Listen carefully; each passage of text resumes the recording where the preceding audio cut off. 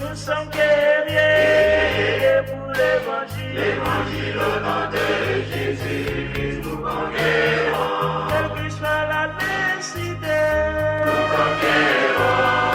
Au nom de Jésus-Christ, nous conquérons. Quelles que soient les épreuves. Nous conquérons. Au nom de Jésus-Christ, nous conquérons. Quelle que soit la nécessité. Nous conquérons. Au nom de Jésus-Christ, nous conquérons.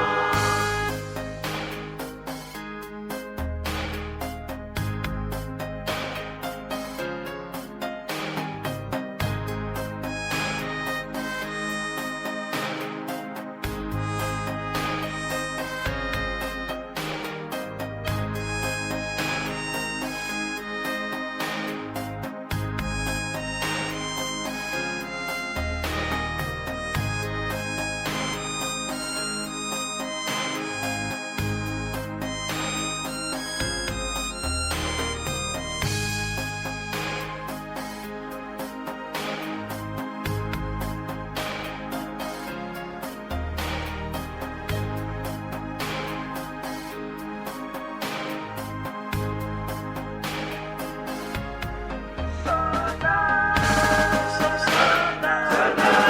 pour l'évangile. L'évangile au nom de Jésus, nous conquérons. Nous sommes guerriers pour l'évangile. L'évangile au nom de Jésus, nous conquérons. Nous sommes vaillants pour l'évangile. L'évangile au nom de Jésus, nous conquérons.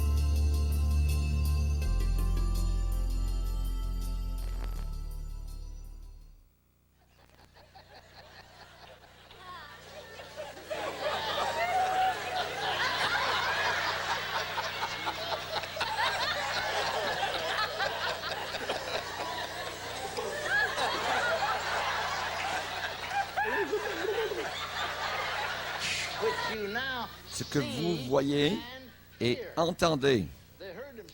Ils entendaient parler en langue. Mais que voyaient-ils? Ils pensaient qu'ils étaient sous. Ils étaient vraiment sous. Ils agissaient comme des gens sous.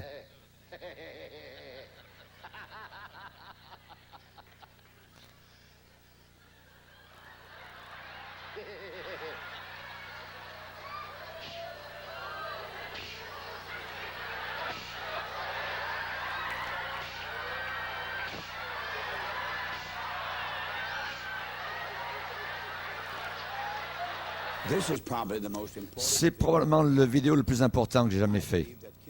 Je crois que Kenneth Hagin est un des promoteurs d'une nouvelle vague de renouveau qui balaye l'Église d'Amérique du Nord et dans le monde. Un homme qui est mort il y a quelque temps aussi, John Wimberg, était aussi un promoteur dans ce supposé renouveau. Je crois que c'est une onction fausse.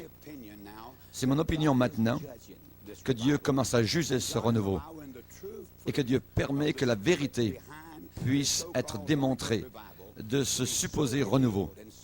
Que ça soit tellement clair et révélé que quelqu'un avec un cœur ouvert et qui croit dans la Bible va vraiment savoir la vérité par rapport à l'erreur. Car ce qui arrive autour du monde, dans beaucoup d'endroits, c'est vraiment l'esprit du serpent. C'est clairement l'œuvre de l'ennemi. Et je crois que la vérité est en train d'être manifestée. Je crois que vous donnerez vraiment vous-même abondamment l'étude de la parole de Dieu et à ce que la Bible dit. Et demandez à Dieu la sagesse dans ce jour très périlleux. Des réunions ont juste été faites dans le Missouri, à Saint-Louis. C'était la réunion du Saint-Esprit de Kenneth Hagin avec toute son équipe. C'était du 12 octobre jusqu'au 24 octobre. Dans cette réunion, il fut très clair pour moi que l'esprit du serpent a été manifesté. Que l'esprit du serpent a été manifesté. La première chose que j'ai vue, c'est le sifflement, comme le sifflement d'un serpent, et de l'ivresse que Dieu juge, et des gens qui tombent de leur banc, qui glissent en bas de leur siège. C'est exactement comme des serpents qui glissent sur le terrain. Et aussi la langue de cet homme qui sort de sa bouche, et le sifflement, comme la langue d'un serpent. Et je vous en parlerai plus loin dans la vidéo. Allons vers la Bible maintenant. Qu'est-ce que la Bible dit au sujet de cela?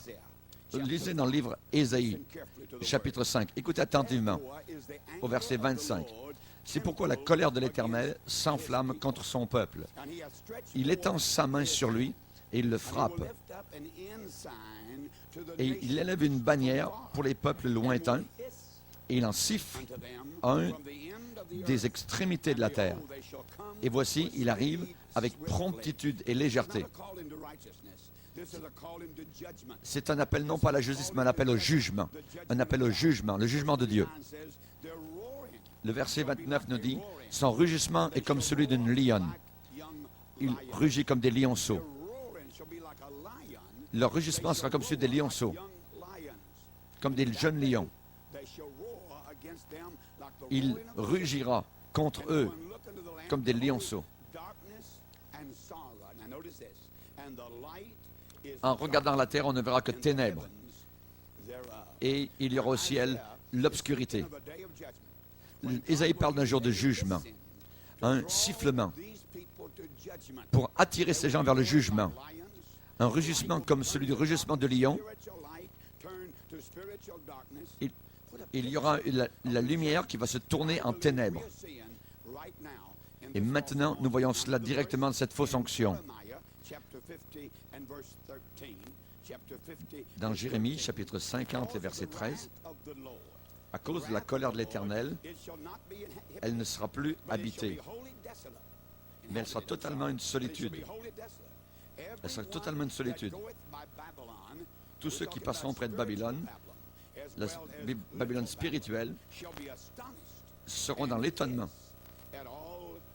et siffleront sur toutes ses plaies. Alors Dieu appelle un sifflement pour faire manifeste son jugement. Les gens qui sont détournés de la vérité est devenue une erreur, une fausse onction, une activité paranormale, et Dieu est en train de la juger. Et nous envoyons l'évidence de ce jugement à Saint-Louis. Écoutez à Kenneth Hagin lui-même, en train de prophétiser. Il est en train de prophétiser certaines choses. Et il parle de cette nouvelle chose, cette nouvelle onction qui vient. Il y aura une plus grande manifestation avec l'esprit de voir et de connaître. Il y aura une manifestation nouvelle des dons du Saint-Esprit. On va voir cette chose-là répandue. Ici un petit peu, ici un petit peu. Mais maintenant, bientôt tu vas voir cela. Maintenant, cela arrive. Bon, cela va arriver en octobre, à Saint-Louis, au cœur de la nation. Oui, oui, oui, oui, oui. Oh, oh, oh.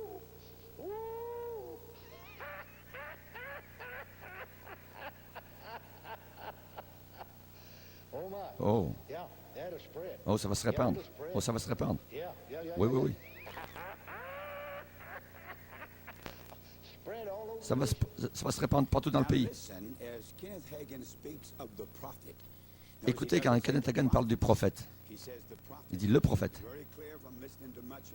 En écoutant beaucoup de ses vidéos, il est bien clair qu'il parle de lui-même. Après cela, on ira vers une autre séquence où il parle de l'âme et du corps comme étant le véhicule d'expression dans ce nouveau monde, dans ces nouvelles manifestations. Il mentionne spécifiquement l'âme et la chair. Maintenant, le Seigneur dit, marche en révérence devant moi, réponds à l'appel de Dieu, aie un cœur ouvert par rapport à ceux qui sont appelés de Dieu, réponds aux prophètes avec faveur, et tu verras la gloire de Dieu répandue sur toi, et sur tous ceux qui sont autour de toi, et la bénédiction de Dieu t'accompagnera. À l'intérieur de toi, le Saint-Esprit viendra, et tu seras conscient de lui comme jamais auparavant. Et il va travailler dans ton âme, dans le monde de l'âme, dans le monde des pensées. Tu seras conscient de lui, et aussi dans ton corps, ton corps deviendra fort, et des symptômes qui étaient auparavant du diable dans ton corps s'en iront, et ton corps marchera parfaitement. Maintenant, crois-le, attends-toi à cela, avec une grande anticipation. Il y a un monde naturel, mais il y a un monde surnaturel. L'homme vit dans le naturel, et Dieu agit dans le surnaturel. Et il y a quelque chose entre. Il y a un monde là qui est paranormal, entre le naturel et le surnaturel. Et c'est là où Satan et les esprits de démons travaillent. C'est là où Satan amène son illusion, une grande illusion, qui se trouve dans la pensée des hommes, dans la vie des hommes. Entre le surnaturel et le naturel, il y a le paranormal. L'homme vit dans le naturel. Dieu vit dans le surnaturel. Dieu révèle son monde surnaturel. Et il manifeste sa puissance surnaturelle. Les puissances surnaturelles sont disponibles. C'est dans le monde du Saint-Esprit, lorsqu'on est né de nouveau, Dieu agit dans le monde surnaturel. Mais il y a le paranormal entre le surnaturel et le monde naturel. Et c'est là où Satan travaille. Tout ce qui est paranormal n'est pas surnaturel. Nous ne devons pas avoir la confusion sur les deux mondes. Je suis convaincu que nous aurons la capacité de discerner, de savoir où Dieu agit, quand Dieu agit. Et lorsque le malin travaille. Vous avez entendu Kenneth Hagin dire que c'est dans l'âme que Dieu se manifestera, cette onction nouvelle. C'est totalement faux. Lisez dans 1 Corinthiens. Et je vais vous parler beaucoup de la Bible durant cette vidéo. On doit être basé sur « Ainsi dit le Seigneur ». Dans le 1 Corinthiens, chapitre 2, verset 14. Mais l'homme naturel, l'homme animal, ne reçoit pas les choses de l'Esprit de Dieu. Regardez dans ce mot animal, l'homme animal naturel, ça parle là ici de l'âme, pas de la chair. Ça parle de l'âme. L'homme naturel, l'homme animal, ne reçoit pas les choses de Dieu parce qu'elles sont une folie pour lui. Et il ne peut pas les connaître parce que c'est spirituellement qu'on les comprend. L'homme est à la fois corps, âme et esprit. Dans votre corps, vous êtes relié au monde environnant. Dans votre esprit, vous êtes relié à Dieu. Et dans votre âme, vous êtes relié à ce qui vous entoure. La Bible condamne la nécromancie, le contact avec les sorcières, avec tout ce qui est psychique. C'est interdit. Ça emmène dans des domaines très dangereux.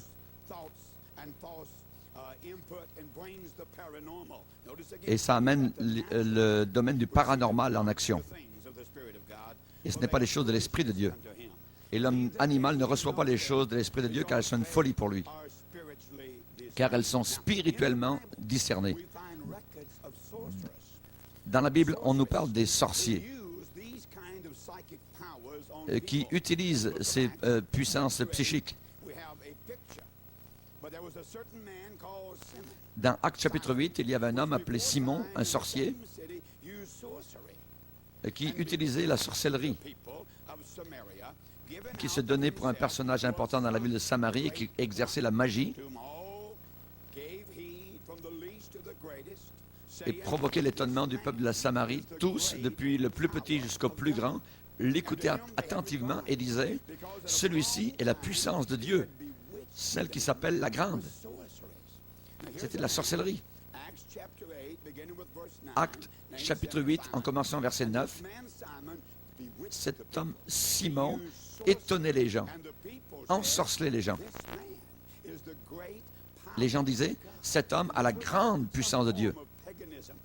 Ce n'était pas une forme de paganisme. Ce n'était pas quelque faux dieu d'une religion païenne. C'était une religion qui se proclamait être de Dieu. Et les gens disaient que cet homme était de Dieu.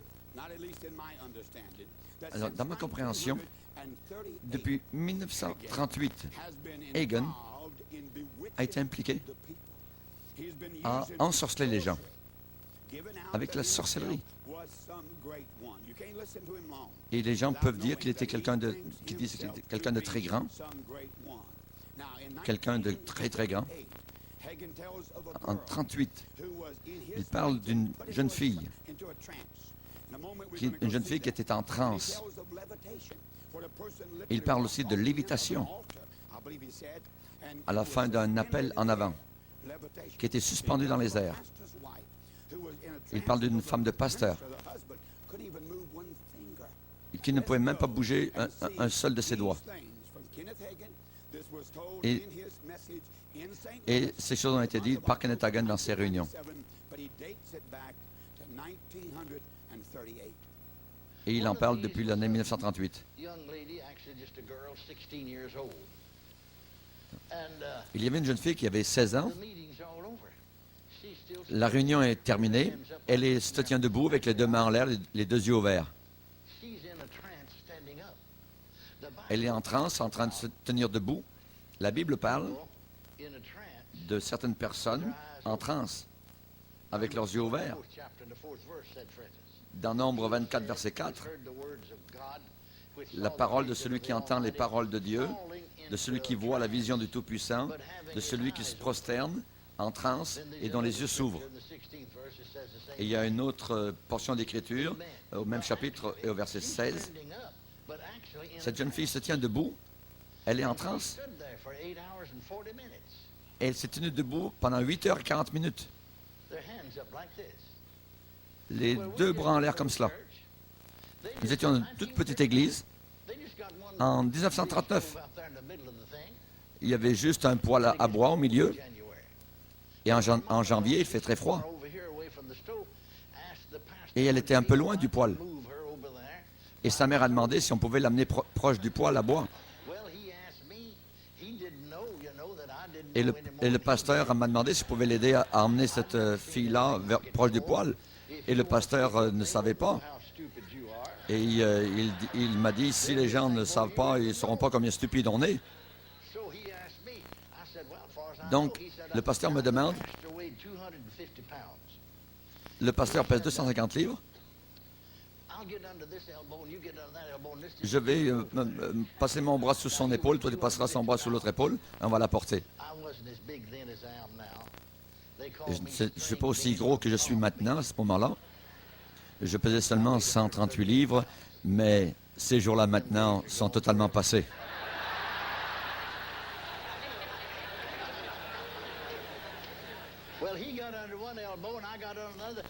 Alors, il s'est placé sous une épaule, moi sous une autre, et on n'arrivait pas à la bouger. Alors, elle s'est tenue là pendant 8h40 minutes.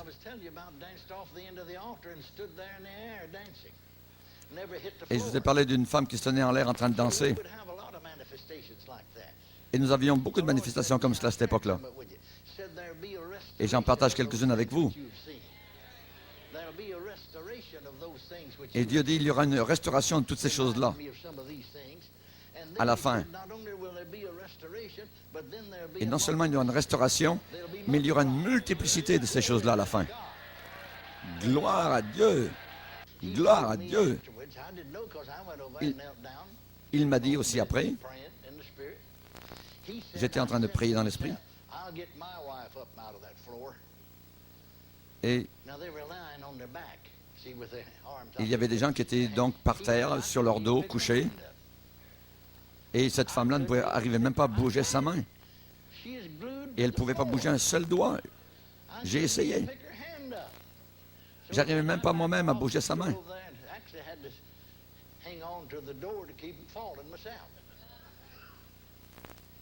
Et j'avais peur moi-même de tomber par terre. Qu'est-ce qu'une transe? Et qu'est-ce que l'hypnose?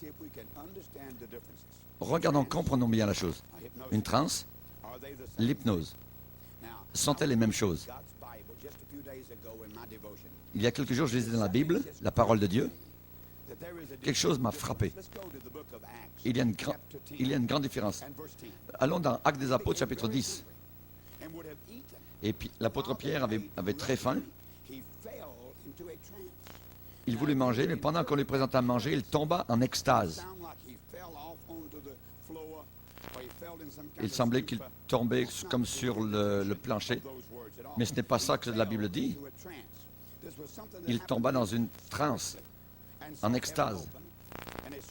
Il vit le ciel ouvert, un objet semblable à une grande nappe attachée par les quatre coins qui descendait et s'abaissait vers la terre, où se trouvaient tous les quadrupèdes et les reptiles de la terre et les oiseaux du ciel.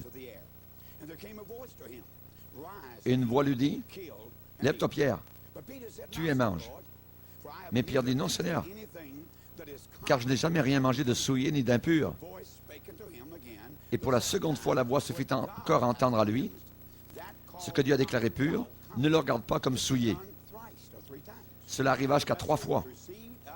Et aussitôt après, l'objet fut retiré dans le ciel. Tandis que Pierre ne savait pas en lui-même que penser de ce sens de la vision, les hommes envoyés par Corneille, s'étant informés de la maison de Simon, se présentèrent à la porte et demandèrent à haute voix si c'était là que logeait Simon, surnommé Pierre. Et comme Pierre était à réfléchir sur la vision, l'Esprit lui dit, « Voici 3 hommes te demandent et te cherchent. » Je vais vous donner un arrière-plan de ces choses. Dans le grec, ce que nous avons, nous, dans extase ou transe, c'est un état de gloire, de grande joie, une merveilleuse expérience que donne le Seigneur. Le sens de cela aujourd'hui est différent, vient du monde occulte. Dans une condition comatique, un état de suspension, d'inconscience. C'est un mot qui a évolué au travers des âges, de quelque chose qui était au départ d'une merveilleuse gloire Pierre a entendu un message de la part du Seigneur.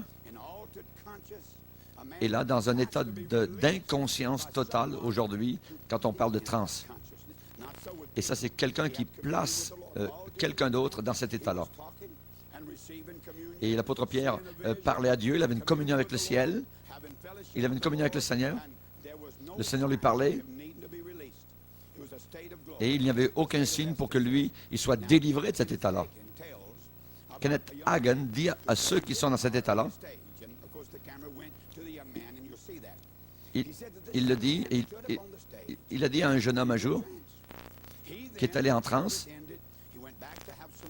la réunion avait été finie, dans un circuit de télévision fermé, il a regardé en haut à la télévision, il a vu qu'il y avait un jeune homme qui était dans une transe. Il a dit, il faut que j'aille le libérer. Alors Kenneth Hagin s'en va, il touche et le relâche, le libère. Entre l'apôtre Pierre, qui a une joie merveilleuse avec le Seigneur dans une vision, une extase, aucun état de stupeur, il a simplement, Pierre, un état de gloire avec le Seigneur, de communion avec le Seigneur merveilleuse. Et cet homme, et Kenneth Hagin qui contrôle quelqu'un d'autre. Je veux que vous voyez cela. Et Kenneth Hagin en train d'en parler.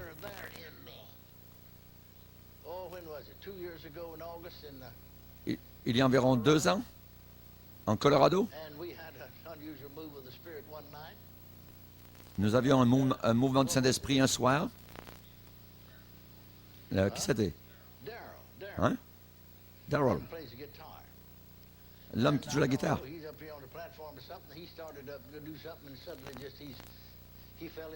Et ce jeune homme est tombé dans une transe, se tenant debout. La réunion est terminée. Moi, je suis de nouveau dans la salle des pasteurs, en train de boire des rafraîchissements. Et je regarde la télévision, circuit fermé. Et je vois ce jeune homme. Et je dis aux autres, il faut que j'aille le libérer. Et je l'ai relâché simplement en le touchant. Et c'est terminé. Je crois que Kenneth Hagin a un esprit de sorcier, de sorcellerie, depuis très longtemps, depuis 59 ans. Je crois qu'il a ensorcelé les gens durant toutes ces années-là. Et il a été comme une sorte de gourou. Vous dites, mais M. Chambers, c'est une chose horrible de dire cela. Mon cher ami, ce que nous voyons n'est pas du tout biblique. C'est paranormal. Les démonstrations, les actions montrent très clairement que ces choses-là ne sont pas normales. Et je vais vous dire exactement ce que lui-même a déclaré comme déclaration. En 59, il eut une vision.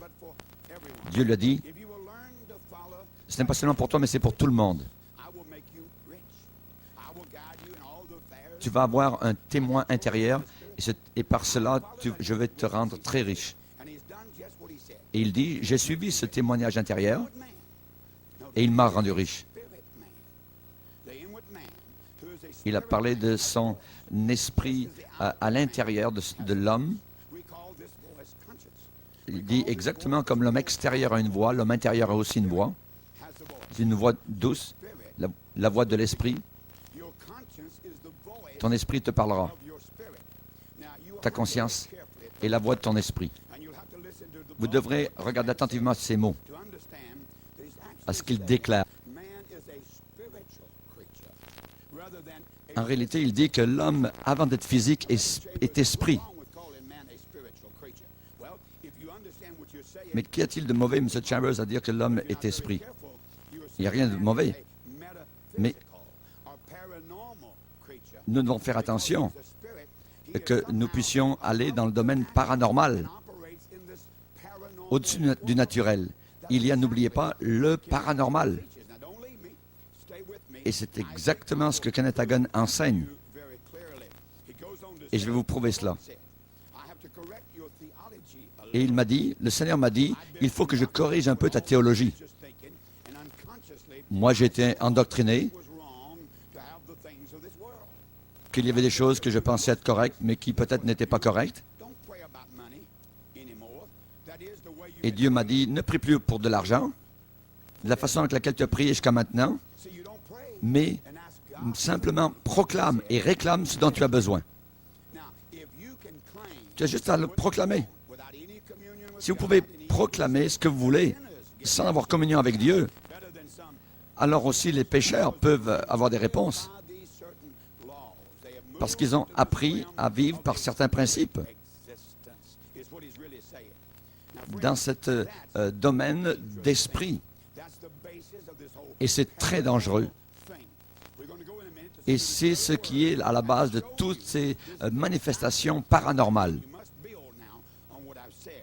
Et c'est ce qu'il veut dire vraiment exactement. Let me show you in the book of Je vais vous emmener vers la Bible. this time, chapter 4. Dans le livre de 2 Corinthiens, au chapitre 4, But we have je vais vous donner une image de l'homme tel que Dieu la voit. Au verset 7, nous portons ce trésor dans des vases de terre, may be of God. afin que cette grande puissance soit attribuée à Dieu et non pas à nous.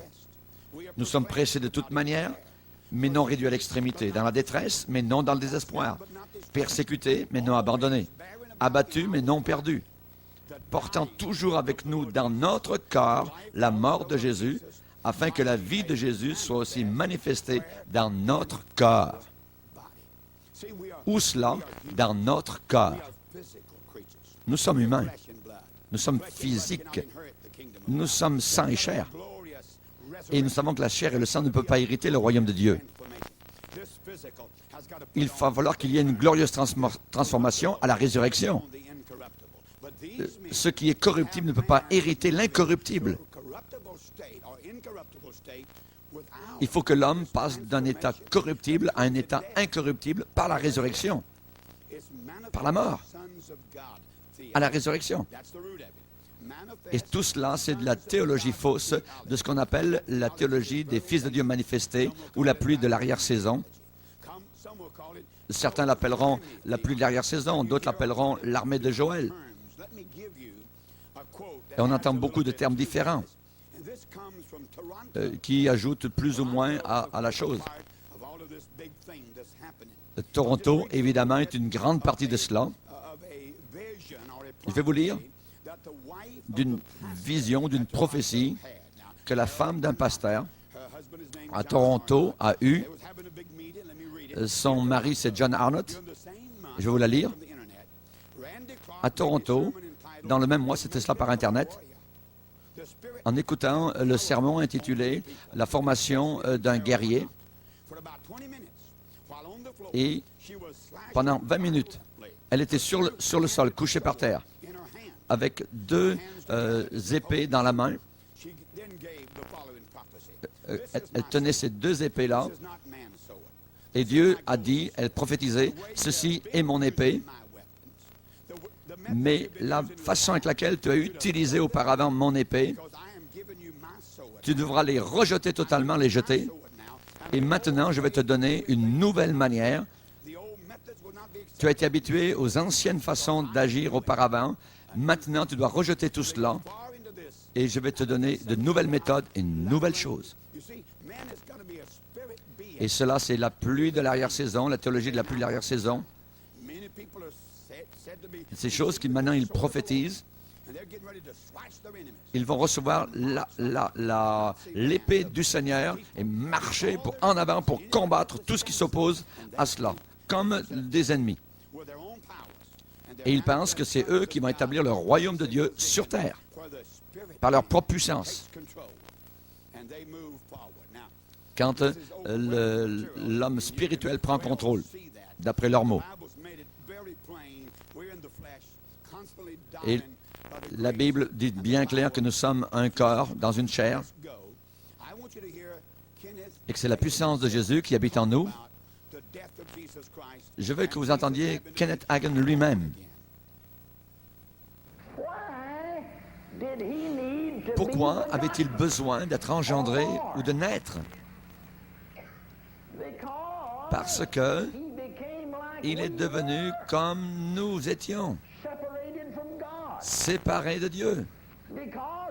Parce qu'il a goûté la mort spirituelle pour chaque homme.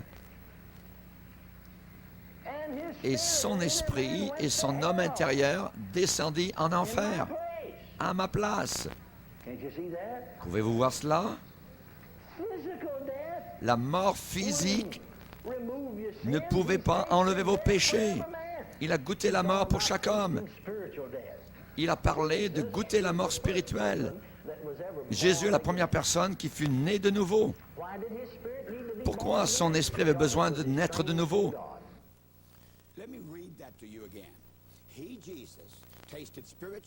Jésus a goûté la mort spirituelle et l'homme intérieur est descendu en enfer. Son homme intérieur est descendu en enfer. La mort physique de Jésus ne pouvait pas ôter vos péchés. Il a goûté la mort spirituelle pour chaque homme. Il a goûté la mort spirituelle. Il est descendu en enfer. Il a été entre les mains de Satan et des démons. Et là, il est né de nouveau en enfer. Il est né de nouveau. La Bible dit vraiment différemment. À combien plus forte raison, le sang de Christ, qui par un esprit éternel s'est offert lui-même, sans tache à Dieu, purifiera-t-il votre conscience des œuvres mortes, afin que vous serviez le Dieu vivant? Un autre verset dit, « Nous sommes sanctifiés par l'offrande du corps de Jésus-Christ, une fois pour toutes. » Allons maintenant vers Kenneth Copeland, un autre prédicateur qui a suivi Kenneth Copeland. Généralement, quelqu'un qui suit un autre prend sa théologie et l'emmène à un autre niveau, rajoute autre chose. Écoutez bien Kenneth Copeland, ce qu'il a à dire. Il prend la chose à un autre niveau. Jésus devait aller par le même état de mort spirituelle afin de payer le prix. Maintenant, ce n'était pas la mort physique sur la croix qui a payé le prix pour le péché. Parce que si ça avait été cela, n'importe quel prophète de Dieu aurait pu mourir depuis 2000 ans. Mais ce n'était pas la mort physique, n'importe qui aurait pu faire cela. Et l'Esprit de Dieu m'a dit, « Écoute, fils, réalise ceci. Suis-moi maintenant et ne laisse pas ta tradition religieuse te jouer des tours. » Il m'a dit, « Pense de cette façon maintenant.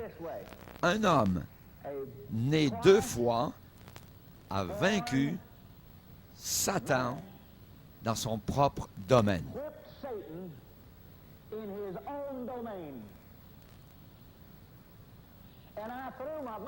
Et j'ai jeté ma Bible et j'ai dit, « Quoi? » Et il m'a dit, « Un homme né de nouveau a défait Satan. » Le premier qui a, frère, parmi beaucoup d'autres, qui a défait Satan. Et il m'a dit, « Tu es l'image même et la copie même de celui-là. » Et j'ai dit, « Quoi? » Oh!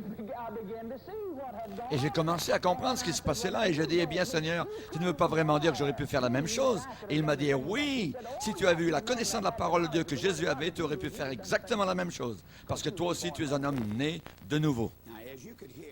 Comme vous pouvez entendre, Kenneth Copeland a emmené cela à un autre niveau. Ça ne veut pas suggérer que Kenneth Hagin ne croit pas cela. Mais Kenneth Copeland l'a dit simplement différemment.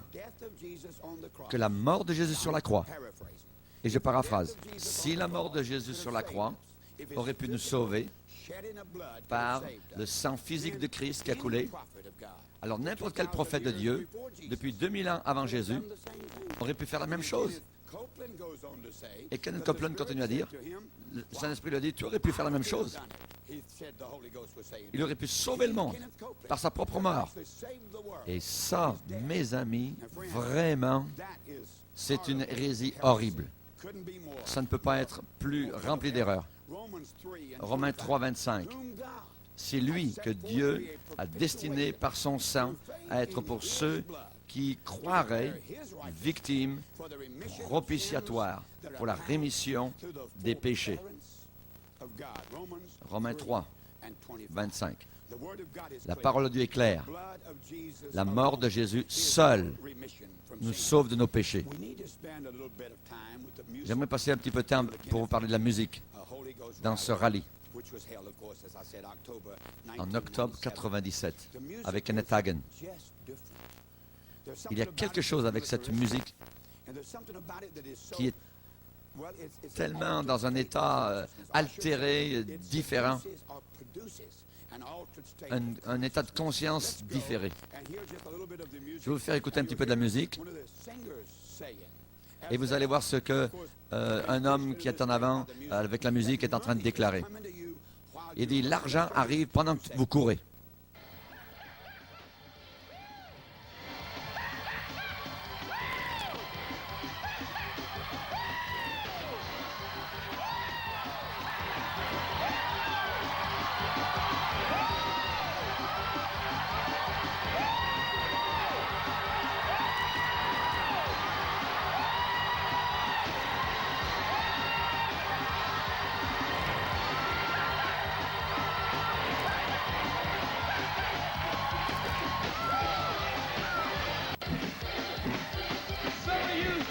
L'argent vous arrive pendant que vous êtes en train de courir.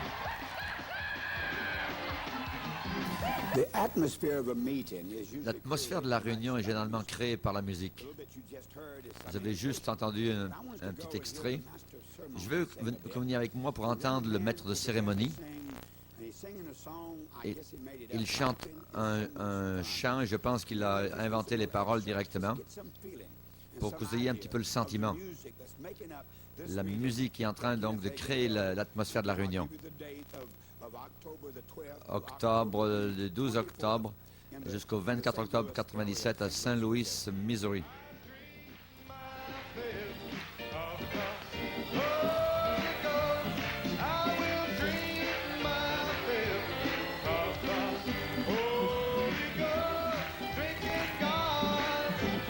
Boire au Saint-Esprit.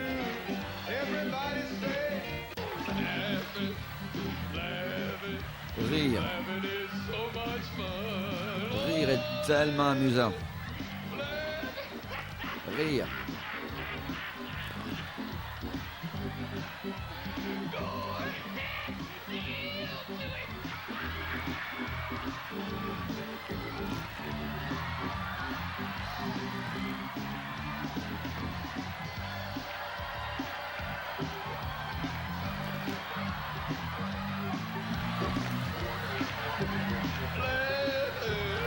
Rire. C'est tellement le fun. Tellement amusant.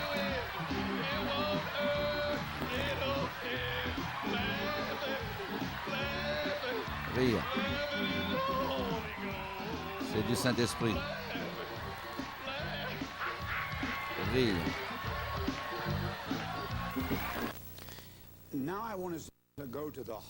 Je veux aller avec vous au cœur de cette vidéo. Cette idée d'ivresse. L'ivresse. C'est une idée qui sature cette nouvelle onction. Les gens disent que c'est Dieu qui envoie cela.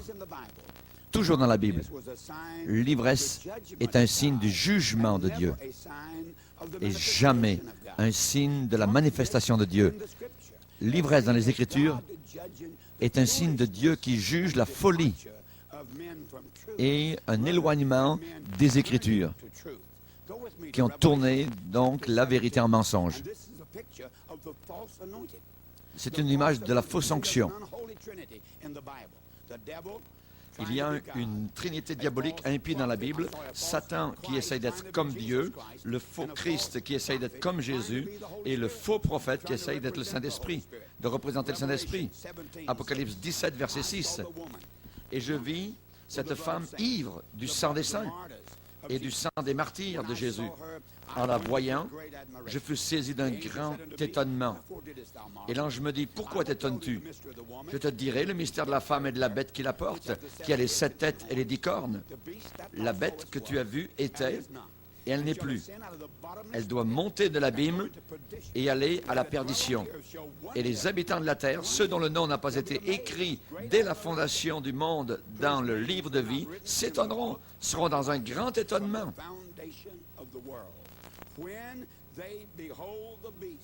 Quand ils ont vu la bête, ils ont été étonnés.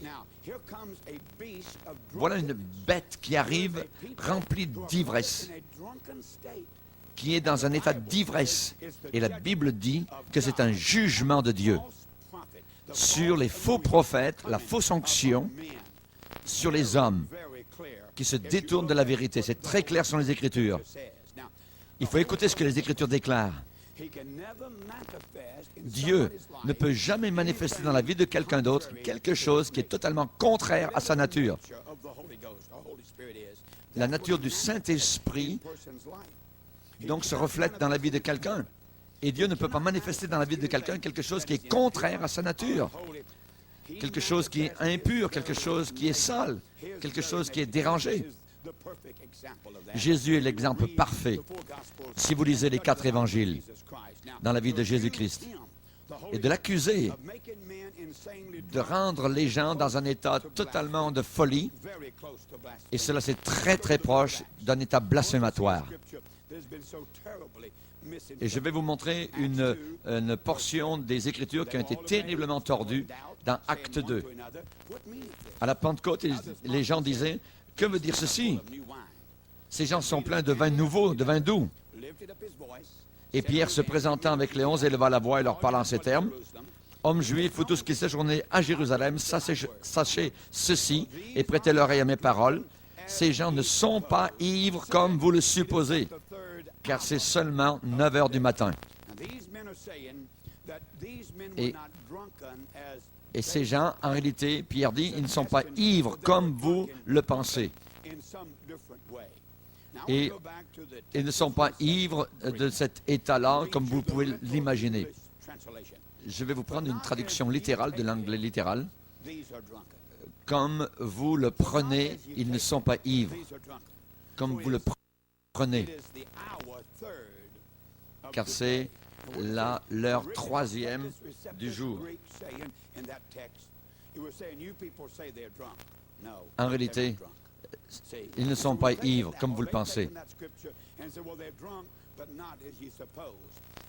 Ils ne sont pas ivres comme vous le supposez, comme vous le pensez, comme vous le prenez. Ils ne sont pas dans un état d'ivresse, comme vous l'imaginez. Ils ne tombaient pas tout autour par terre. Ils ne se roulaient pas, ils ne roulaient pas les uns sur les autres. Non, monsieur, non. C'est une écriture qui est totalement tordue. Et j'ai vu dans les milieux pentecôtistes souvent que des choses comme cela mentionnées par rapport à ce verset. Mais c'est une écriture qui est totalement tordue. Je vais vous emmener à la 4e soirée du rallye de Kenneth Hagin à St. Louis, Missouri, aux États-Unis. Vous allez voir un état d'ivresse. Vous allez voir Kenneth Hagin en train de siffler. Vous allez voir des gens qui le retiennent derrière lui et des gens qui tombent par terre de leur siège comme des serpents en se tordant, en tombant sur le sol. Je n'ai jamais vu des choses comme cela. Je suis un ministre pentecôtiste depuis 46 ans. Je n'ai jamais vu des choses semblables. Et je vois donc cette écriture qui est totalement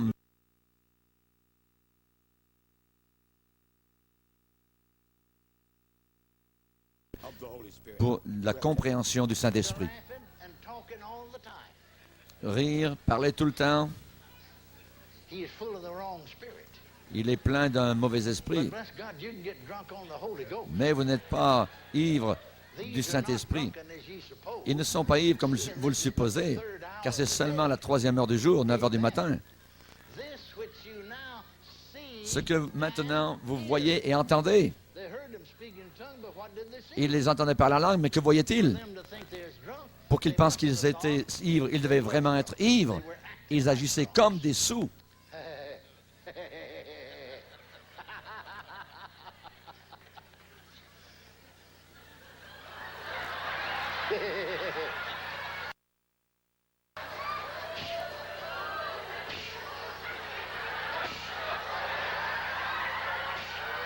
Vous entendez Kenneth Hagin siffler comme un serpent actuellement.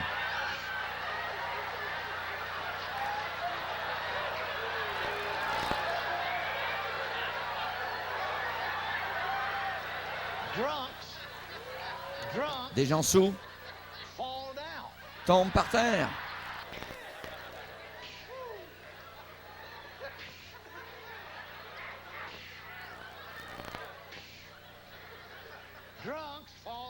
Des gens sous tombent par terre.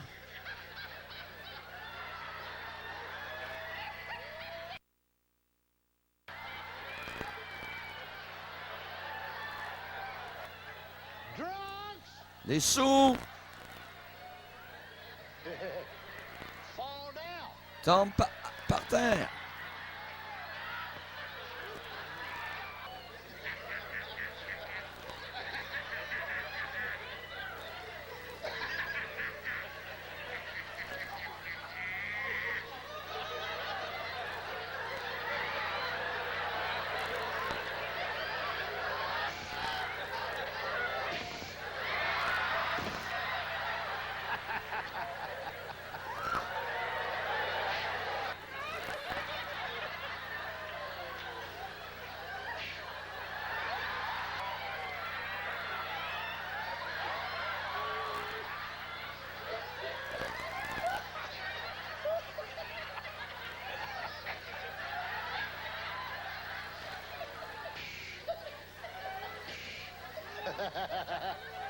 Be not drunk with wine where it is excess. Ne soyez pas remplis de vin, mais soyez remplis du Saint-Esprit.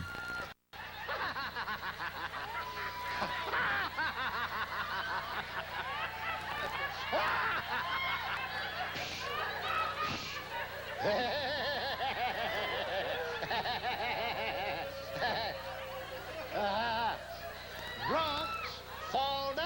Les gens sous tombent par terre.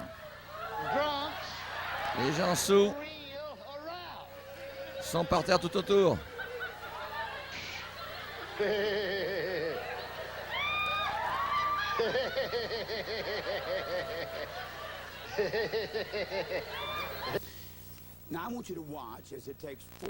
Maintenant, je veux que vous regardiez, il faut 4 hommes pour tenir M. Kenneth Hagin, pour le ramener sur l'estrade.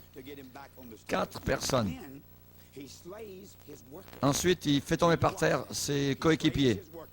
Il fait tomber par terre ses coéquipiers. Et regardez bien, il regarde sa montre.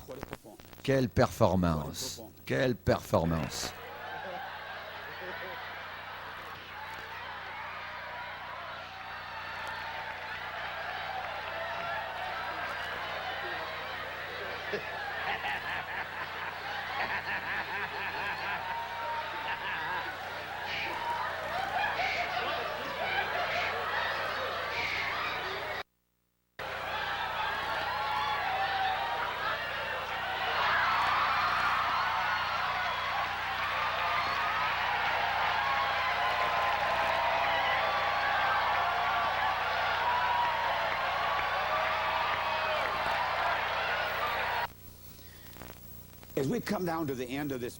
Comme nous arrivons à la fin de cette vidéo,